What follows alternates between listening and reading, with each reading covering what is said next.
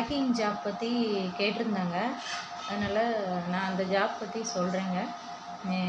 இப்போது நம்ம ஒரு ஓன் ப்ராடக்டை வந்து நம்ம தயார் பண்ணுறோன்னு வைங்களேன்.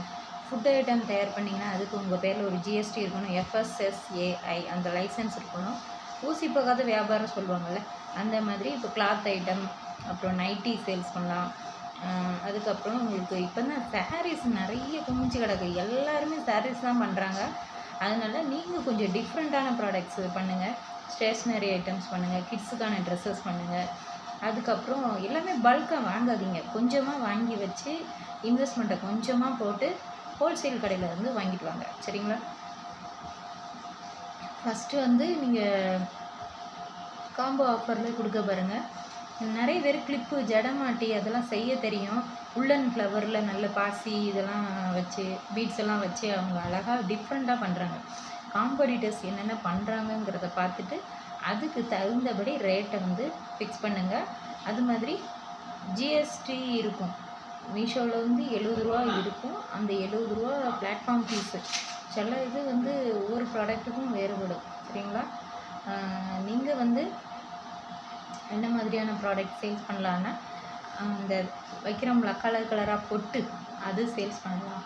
அதெல்லாம் ஃபாஸ்ட் மூவிங்காக டே டு டே லைஃப்பில் எல்லா பொண்ணுங்களுக்கும் தேவைப்படும். காலேஜ் பொண்ணுங்கள்லேருந்து வயசானவங்கலேருந்து சின்ன பிள்ளைலேருந்து அவ்வளோ பேருக்கும் அந்த சடமாட்டி, அந்த கிளிப்ஸு, அதுக்கப்புறம் அந்த பாசி செயின்ஸு, சில பேர் கவரிங் செயின்ஸ்லாம் வாங்கிட்டு வந்து சேல்ஸ் பண்ணுவாங்க.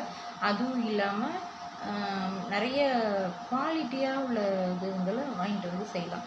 நிறைய பேர் வந்து சில்க் த்ரெட்டில் அந்த சாதாரண ஒரு பிளாஸ்டிக் வளையல், அதில் சில்க் த்ரெட், அந்த த்ரெட்டை வந்து நீங்கள் ஒரு அட்டையில் நல்லா சுற்றிட்டு அதை அப்படியே முடிச்சா போட்டு அதை அழகாக பாசி மாதிரி வச்சு அது ஒரு மாலை கணக்காக வைக்கிறாங்க. அது ஒரு ஹேர் பேண்ட் மாதிரி செய்யலாம். அப்புறம் எனக்கு நான் 10 வருஷம் முன்னாடி பார்த்திங்கன்னா ஒரு உள்ளனில் ஒரு ஃப்ளவர் கணக்காக நான் பின்னுவேன். அதோட லூம் வேறு நான் வாங்கி வச்சுருக்கேன். நான் உங்களுக்கு அதை அடுத்த வீடியோவில் காட்டுறேன். இப்போ நான் அதை பின்னி பார்க்குறேன், கை டச் விட்றதுனால வரமாட்டேங்குது. அதை நான் பின்னி உங்களுக்கு வீடியோ போடுறேன், சரியா? அதுக்கு ஊசி நூல் வேணும் மெயினாக. ஏன்னா சைடு ஓரங்களில் அதை தைக்க வேண்டிடும். அது டிசைனாக நம்ம எப்படி சுற்றினாலும் அந்த பூ வந்துடும். அது வந்து மீஷோவில் நான் ஆர்டர் போட்டு வாங்கினேங்க. கூடிய சீக்கிரம் உள்ளன் ஃப்ளவர் வந்து பின்ன ஆரம்பிப்பேன். அது நான் என்னோடய ஓன் ப்ராடக்ட்டை நான் செய்ய ஆரம்பிப்பேன். ஏன்னா அதில் ஹேர் பேண்ட் மாதிரி ஏற்கனவே நான் செஞ்சுருக்கேன். டபுள் கலர் ட்ரிபிள் கலர்லாம் போட்டிருக்கேன். அதனால் நீங்கள் ஃபாஸ்ட் மூவிங் ஆகிற ப்ராடக்டை எடுங்க, சேல்ஸ் பண்ணுங்கள். ஆர்டர் நிறைய வரும். சப்ளையர் அக்கௌண்ட் ஓப்பன் பண்ணி நீங்கள் அழகாக செய்யலாம்.